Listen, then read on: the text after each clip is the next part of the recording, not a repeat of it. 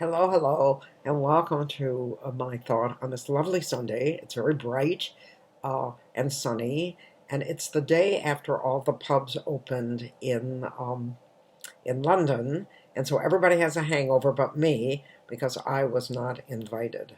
Today, I want to talk about people who are determined to hang on to their youth as they age, and what a shame it is, because to me it's losing the joy of who you are now.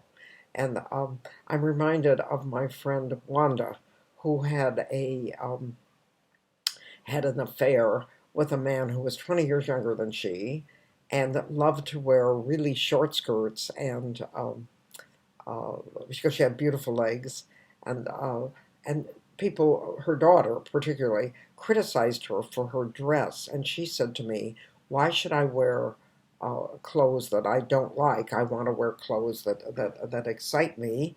And excite my boyfriend, and so I wear these very short skirts. And I thought, well, no, that's fine. She has lovely legs, but what she needs to remember is that when people look at her, she was in her 60s. People look at her, they have a different reaction than when she was 20 with those beautiful legs, and that's not a bad thing.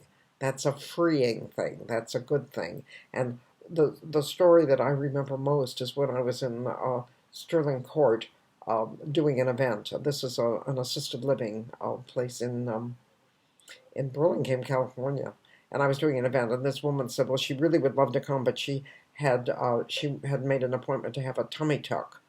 And this woman must have been 75. And I said, "Why are you having a tummy tuck?" She said, "Well, because I just don't look good in a bikini anymore."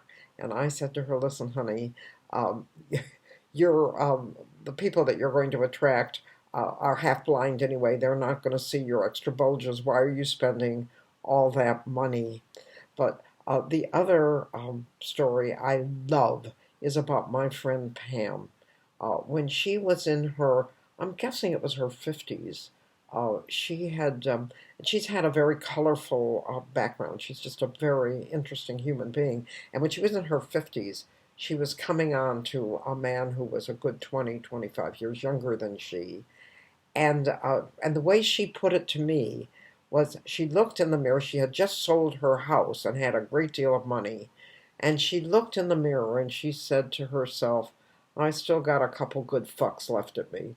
So she called a plastic surgeon, and she had the works, and she had a complete facelift. And what she said to me afterwards is, no one tells you how much it hurts, and nobody tells you how awful it is for the first couple months. But the thing that is the upshot of that is that when she had told everybody that she was on some kind of a vacation, and when she came back, the young man who had been coming on to her looked at her and didn't even notice the difference in her face. What he said is, "It looks to me like you've gotten thinner," and didn't even notice. And my final story about that, and then I will come to a conclusion, but was when I was sitting with with Pam and with another friend who was from Ireland, and the two of them were talking about going out on dates in their 60s, and they both were talking about how you get ready to go out on a date that you think is going to end up with some physical satisfaction.